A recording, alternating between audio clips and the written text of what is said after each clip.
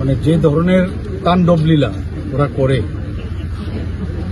অগ্নিসংযোগ, সন্ত্রাস, এগুলো তো মানে যে ধরনের তাণ্ডব লীলা ওরা করে, অগ্নিসংযোগ, সন্ত্রাস, এগুলো তো। সিপিআইএম এর বিরুদ্ধে আমার হুঙ্কারি আজকের দিন থেকে সাধু সাবধান হয়ে যাও, অন্যথায় তোমাদের জীবন এবং যৌবন নিয়ে তোমরা সংকটে পড়বে, এমন সংকটে পড়বে পিঠে চামড়া তুলে নেব আগামী দিনে। হুঁশিয়ার করে দিলাম 4 বর্জলা মণ্ডলের পক্ষ থেকে, তোমাদেরকে শেষ করে দেব।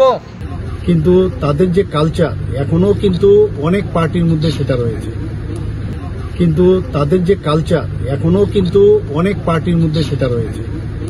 আমরা দেখেছি এই রাজ্যেও বিভিন্ন জায়গায় ওই কমিউনিস্টের চুনুপুটি নেতারা কিছুদিন আগে মিছিল করেছেন, সংগঠিত করেছেন, আন্দোলন করেছেন। প্রয়োজনের তাগিদে আপনারা বেরিয়ে পড়েন রাস্তায় আর বলেন গণতন্ত্র নেই, গণতন্ত্র নেই।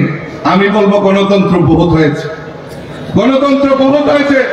আমার সদর জেলার কার্যকর্তাদের বলবো ওই ক্রিমিনালদের আইডেন্টিফাই করুন, ওই ক্রিমিনালদের চিহ্নিত করুন, পুলিশের সহায়তা নিন, আমরা তাদেরকে ছাড়বো না।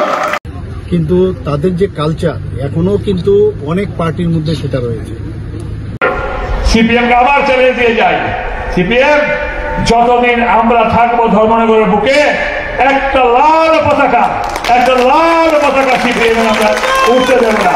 এটা হুঁশিয়ারি দিয়ে গেলাম, আবার আজকের দিনও বলি ধর্মনগরে যারা যুব মোর্চা আছো তোমরা, মহিলা মোর্চা আছো তোমরা, কি হিন্দু কি মুসলমান, একটা লাল পতাকা ধর্মনগরে তোমরা রাখোনি। আমি তোমাদেরকে হাজার হাজার সালাম জানাই, হাজার সালাম। লাল পতাকা ধর্মনগরে ওরা নিষেধ। কিন্তু তাদের যে কালচার এখনো কিন্তু অনেক পার্টির মধ্যে সেটা রয়েছে। কমিউনিস্টের ডিএফ এর মোমবাতি ত্রিপুরা তার জ্বলতো না। আর কয়টা মাস পরে দেখো তোমরা অবস্থা কি তা করি। এইভাবে জোর করে কিছু আদায় করা বা জোর করে নিজেকে প্রতিষ্ঠিত করা, সেটা কিন্তু হবে না। মানুষ সেটাকে কোনো অবস্থায় অ্যাকসেপ্ট করে না। মানে যে ধরনের তাণ্ডব লীলা ওরা করে, অগ্নিসংযোগ, সন্ত্রাস, এগুলো তো মানে যে ধরনের তাণ্ডব লীলা ওরা করে, অগ্নিসংযোগ, সন্ত্রাস, এগুলো তো মানে যে ধরনের তাণ্ডব লীলা ওরা করে, অগ্নিসংযোগ, সন্ত্রাস, এগুলো তো মানে যে ধরনের তাণ্ডব লীলা ওরা করে, অগ্নিসংযোগ।